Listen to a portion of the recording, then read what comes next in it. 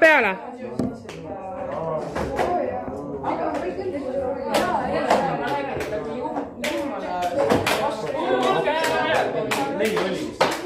rahuneda veits või mis?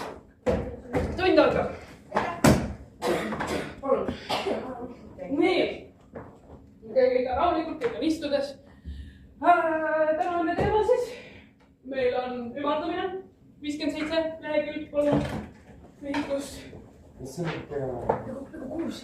57 ümardamine. Oskate on ju? Teate, mis sa ümardad 57, 60. Kirjuta 2 M-ist ja tõmbab ühe maha.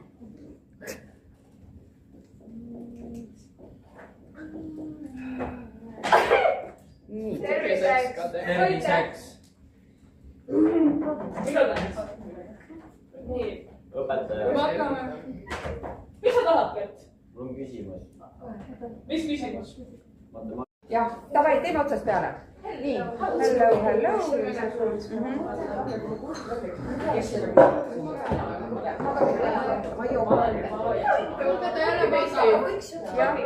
Õpetajad, meil ei ole õpetajad. Poisid, käes ruumist. Nonii. Mina teen ettepaneku valida klassivanemaks Raine.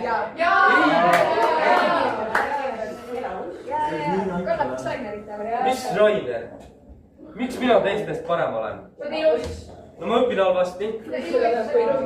Püksid on nii all. Näeb nii raabakas välja. Ja sõbrud seda ka ei oska. Et tüdrukud, need ei ole mingid inimesed. Lollakas. Jaa, või on lollakas. No, aga lolle ei valita klassivanemateks. Nii et, no ma ei tea, mina ei sobi, nii et jah. Teate mis? Olin Marek. Mida? Milleks? Klassivanem. Piino. Ma ei tea. Olge! Toredad numbrid. Super! Nagu ülihea. Thanks. Aga meil on nagu tund on ju algamas. Nii. Digivihingud käes on ju. Me võtame lehekülg 57 ja meil tuleb ümardamisena järgmisena. See ei olnud isegi lähedal 67.